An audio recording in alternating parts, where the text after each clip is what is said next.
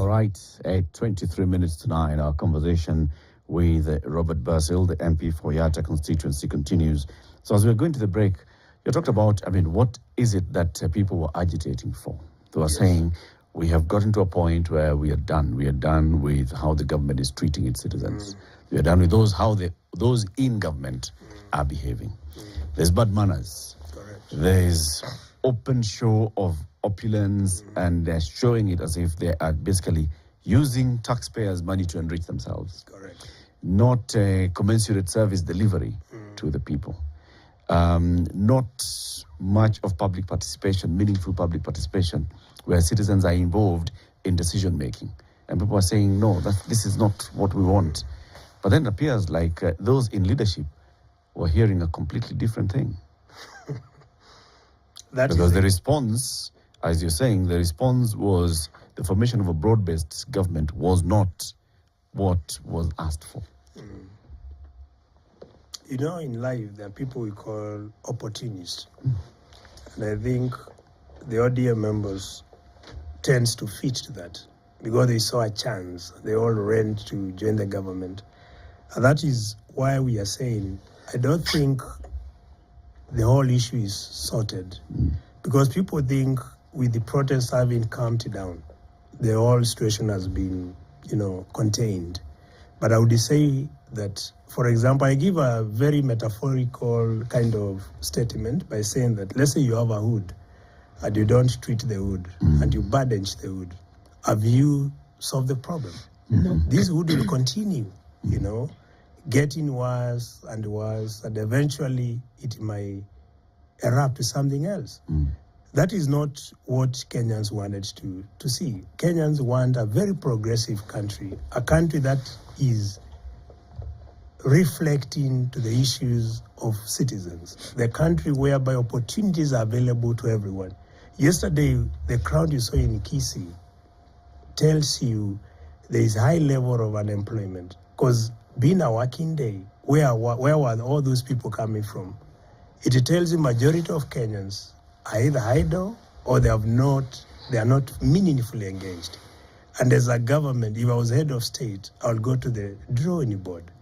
I think through asking myself, what should I do to open opportunities for all these citizens? Because assume you are in the US and you wanted to have a conversation to your people. I don't think in a working day you would even get such a number, even a quarter of the people who we saw at Kisii. So there is a big problem that needs to be sorted or that needs to be solved. We should not assume that everything is okay. And that is the kind of assumption that the government does. Because remember, most of the youth, they are leaving college with nowhere to go. If you look at appointments, they are distributed based on who do you know or who is lobbying for you. That is not what the kind of Kenya we want to see. Look at the appointments. Some of them, for example, I would give an example in education. The former CS, after Kenyans say we don't want him, the president decided to consult him and ask him, since the Kenyans don't want you, who can you nominate? And he nominated his former running mate, who they were running for governor position at Kisii. So you'd ask yourself, should we be appointing a buddy system kind of a government, or should we be looking for people with the right qualification and experience to deliver for this country? So meritocracy doesn't seem to apply in Kenya. If I was in the position Ruto was, and in order to redeem myself and build the trust Kenyans want to see, I would even have appointed an independent consulting hiring company. We have an example like Okino Associates, who are renowned, who could have developed TORs for each ministry and asked Kenyans across the political device to make applications and beyond ethnic foundations. When they make application, if there are millions, you subject them to a written interview. After that, you go to orals. Then, as the head of state, you are given, let's say, 3 from each category to pick from. That could have built the trust Kenya wanted to see. But if you sit down and you ask my brother, Now, since Kenya don't want you, do you have someone who you can nominate, who I can appoint on your behalf? Yes, we saw it in Linduri, when the former CS for agriculture, because the outcry was beyond. He was among the first to be impeached in parliament. What happened? His PA is now the CS. So do you expect the PA to do things differently from his boss? He can't do something different from his boss. Yes. You give me hope. You actually do. Yes. When a leader is this idealistic, it is good. Because it means we can still talk about how things ought to be, as opposed to simply saying, this is the way we are, and we more or less give up this is the way they are. But a slight problem here, though. People have ideals as the very forefront of the way they look at things when they do not have direct vested interest or direct power or position. All these leaders we talk about, President Raila, Kalonzo, have uttered the same things that you're uttering now at some point in their lives. And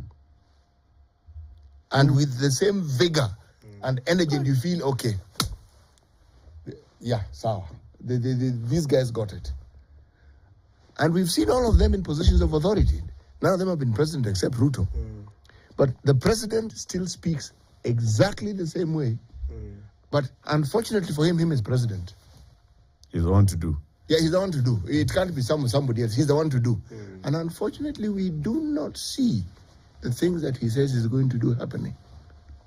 And we don't see it consistently. And I don't need to interpret it. I just need to be alive and I can see it. I don't even require analysis. I just need to look. But it didn't start with him. The Uhuru government was similar. Many projects started. What was remarkable was just the sheer numbers that were incomplete. Then we get to a new government where we do something quite interesting. We are very innovative as Kenyans. We open projects that had already been completed and opened before. Okay? The very thing we said we would do, when asked, we say we're going to do more, and yet we have not done what we're supposed to do before. See, and at the end of it, what is lost in this entire conversation is that there's an entire citizenry just hoping for service delivery, and they just don't seem to get that service delivery. What they hear is words from political leadership. What I would tell you, what we need as country, as Kenya, is patriots. I know most of Kenyans have lost hope with so many politicians, but I will tell you, not all of us are indeed politicians. Actually, the word politician is synonymous to lies. Personally, I try to dissociate myself from that. And I think it's because of the way we have been socialized. We may take years, but one day we'll get that person who says, or who acts, or who walks the talk. Not just people who speak to make other people happy, or just to tell people what they want to hear. I would give reference to Tanzania. No one knew whether Tanzania at a point in their lifetime they will get someone like Magufuli. But the guy came from nowhere and became the head of state. And within the period he was the head of state, he made a very solid and long-term impact that will be felt by generations to generations. If all of us continue to be, we remain disillusioned, we may not have the person we are looking for. So what we can do, let's remain hopeful, and one day we'll have that politician or that leader who means what he says. For now, we may struggle, but I've told you it all begins with socialization process. How you have been socialized, where you have worked before, is like a computer. Garbage in, garbage out. You don't expect to have chapati using ugali flour. You cannot have. So it all takes time. And if you look at where we are, I know many Kenyans have reached a point where they are losing hope. But I'm going to tell them enough. All is not lost. There's still room, because even the Gen Zs at some point, they'll also become leaders. Even this president we have, if we're to be honest, can actually bring about this change that we talk about, this same one. He can if he wants. This one? Yes. He actually can. That's what I'm saying, he can. Because it doesn't need, it's only a matter of, this is what Kenyans want, and you do based on what they want. And more, and very importantly, like what I've been noticing in our country, we really don't invest in even data and use of research. Oh, actually we do. We do. If it's just research, data, collating, documenting. Very good, but in terms of using it, that's a totally different story. Do we use it? Selectively. Can I give you an When example? it suits our purpose, yes. Can I give you a reference? And it's something I've stated, if you listen to my speech in Parliament or my contribution. We have a fund we call Equalization Fund. But do you know how that fund is used? Instead of serving the purpose of bridging the gap between areas that have been marginalized since 1963, the fund is not utilized in that manner.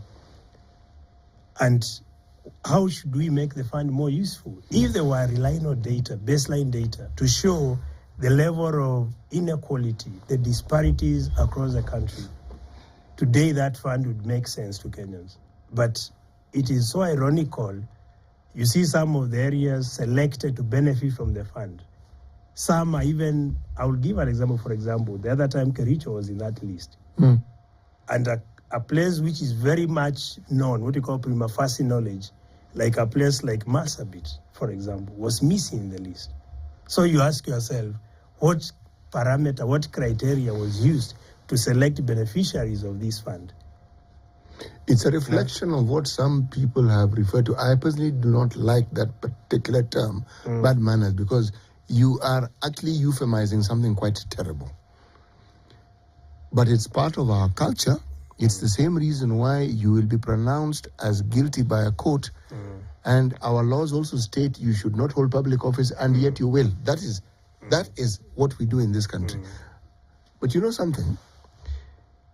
If you look at the reality of our politics, perhaps the message that the Gen Zs are telling us, and which we haven't heard quite clearly, that perhaps all these people who hold high offices or the political class should actually cease working, because they are the ones who entrench these things that we have. Every time you think there's an opportunity for change, something happens, you feel, but we're not moving, are we? Okay? So relying on them to bring about the change, that I think is a waste of time, really. I don't see. They're going to do things in the manner that suits them, in the manner that they're used to. They're comfortable. Yeah, it works. Status quo works. It works. Right? It works. And that's where now the citizen then comes in and has to engineer this change. Yes. Because just like you said, I mean, every time you interview people who are not, and the ones who are controlling things in government, they will speak about what is best for this country. They know clearly what is best for this country. They do. Until they get there. And they again know what is best for this country, which is exactly opposite what they were saying before. We've seen them. The Kenya Kwanza leaders who are here now, who were being ostracized in the last 5 years of the Uhuru administration, were clear on what needs to be done. 5 years before that, when they were controlling government, they were clear, and it was completely different. Now again, clear. So, those ODM leaders who have now joined government, last year, when they were calling for the maandamano in the streets, they were very clear on what needed to be done. And that's why they are now in government. You'll see the clarity. If you listen to me carefully, and that is when I was speaking, I said, it all depends on how you have been socialized. If you look at a country like the US, some of the advanced economies, before they give you certain positions, they do background check. They ask, they go even from primary level. What kind of a person have you been over the years? Some of these characters are built over time. And that's why some people say it just to make sure they please you. But their historical background doesn't reflect on what they say.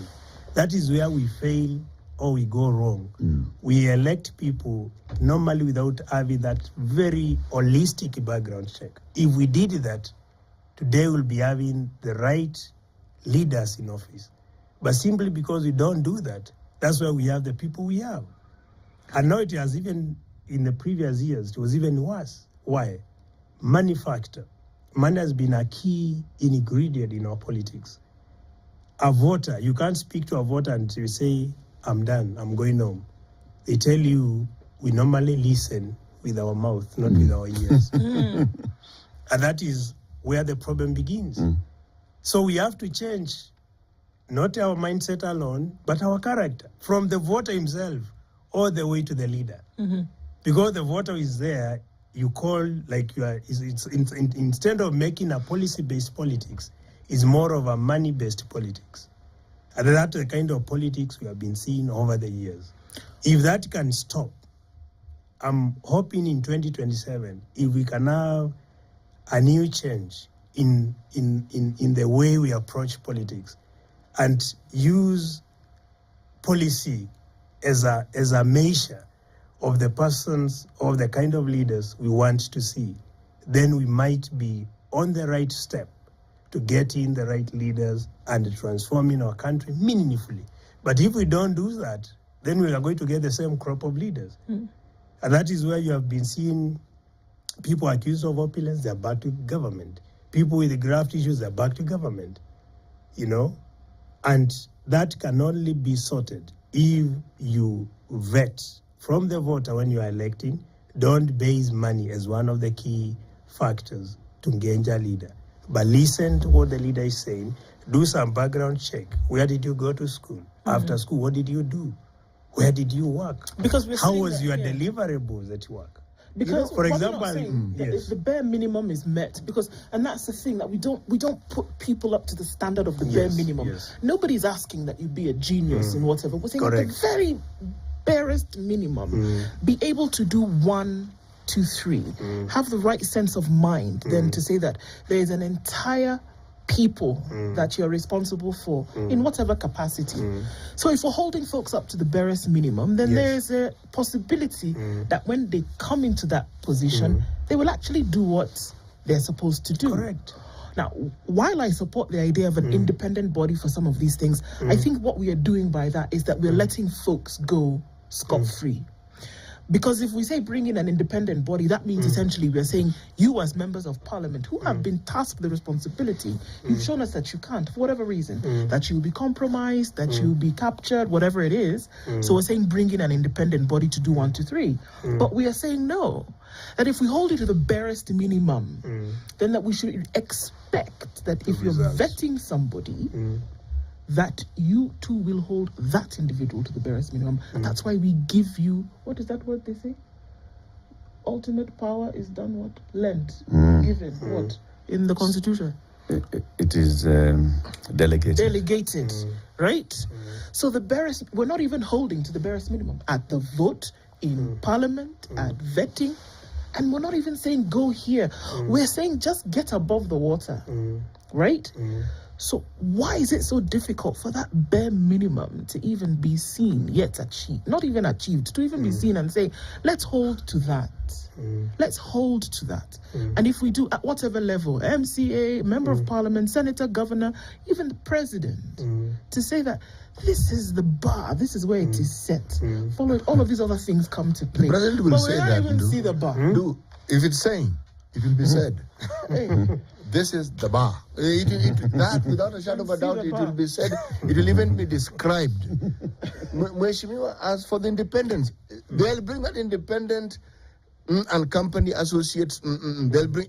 You get here in this Kenya. That independence will be one-sided.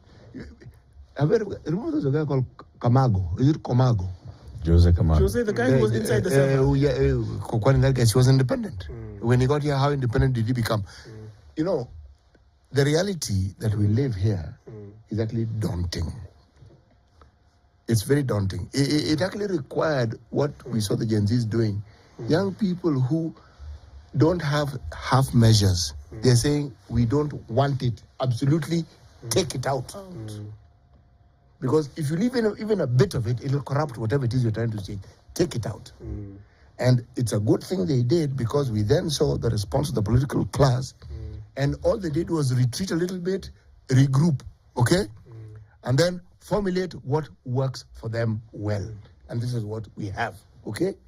Now, there are those who say we shouldn't wait to see. I am going to wait to see how the interest of the citizenry is going to be served. When you... By the cabinet, or by what? Oh, no. By this new swanking government of national unity, broad-based government of national unity, whatever it is that we want to call it. I want to see. I want to see it. Because it will instruct those of us who want change to actually understand that so long as certain individuals are still in position of authority, no change will come about. Forget about it. The problem, and that's why myself, I don't think I'm as excited as I would have been if we got people, particularly people with very clear and very solid performance history. But if you look at the group we have, like more than half of those who are sent off came back. Why being kind? And the ODM team have joined. And if you ask yourself, and some of the remarks coming up, there's someone who said, I'm not going to say names of who said so, but someone said, even Luos are people. For the first time, we have a CS from the Luo community. Yes. That's a very tribal statement. And that's what is hailing this country. Because it means that person, or the expectation of such a person, is this person who has been nominated that position to serve interests of that community. When in actual sense, as a state officer, you are supposed to serve the country, not even the appointing authority. Sure. But with the kind of remarks coming from some individuals, they make us wonder, when will we ever shed off that tribal thinking? We're in the same bus. If you leave Kenya, for example, myself and you, we go to, let's say, outside Africa, they'll say we saw 2 black men. They'll never say we have seen 2 Kenyans. And they'll not even go down and say, even not simplify and say, I've seen a Kamba and maybe a Luya. They'll not say such. They'll only talk of 2 black people have been spotted somewhere. So that is the approach we need to have. Let's drop this tribal ethnic thinking. Bro, and I've seen it happening. Let me just help you. We will not, okay? Tumalizia hapo. Haitafanyika. Na tuendelee. Robert Brazil is the Mtumishi representing the people of Yatta in the National Assembly. He's been our guest for this hour. Keep it here for more conversations at 9 a.m.